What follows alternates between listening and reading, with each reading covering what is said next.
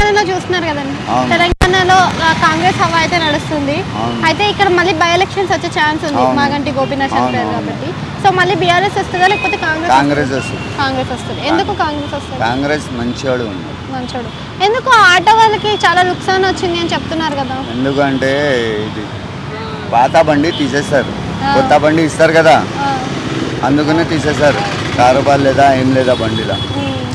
Online మస్త్ అయిందా, అందుకనే లోకల్ వాళ్ళకి అంటే ఆన్లైన్ వల్లనా ఫ్రీ బస్ వల్లనా మీకు లాస్ వచ్చింది? ఫ్రీ బస్లో లాస్ వస్తుంది. ఫ్రీ బస్లో లాస్ వచ్చింది ఎందుకంటే అది సీఎంగా పాత సీఎం కూడా చెప్పిన అది ఫ్రీ చెప్పిన ఆయన చేసినాం అదే మాట. ఓకే, అంటే ఇప్పుడు ఇచ్చిన పథకాలు ఎన్ని వచ్చినాయి? 6 గ్యారంటీస్ అన్నారు కదా, 6 గ్యారంటీస్ వచ్చినాయా?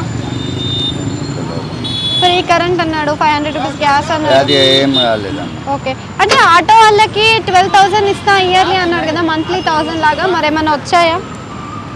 ఇప్పుడు దాకా నాకు ఏం రాలేదండి. ఓకే, అయితే మళ్ళీ కాంగ్రెస్ వస్తుందని ఎందుకు చెప్తున్నారు?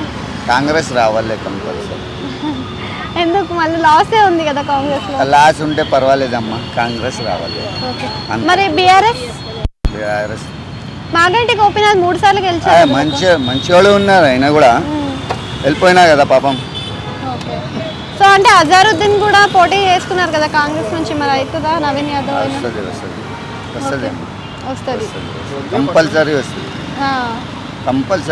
నవీన్ యాదవ్ కి ఇస్తే బాగుంటుంది సీట్, అజారుద్దీన్ కి సీట్ ఇస్తే బాగుంటుంది? ఇద్దరు ఎవరికి ఇస్తే బాగుంటుంది? నవీన్ యాదవ్కి. ఎందుకు నవీన్ యాదవ్కి ఇవ్వాలి? ఎందుకంటే అందరికీ గరీబ్ వాళ్ళకి అందరికీ చూస్తారు ఆయన.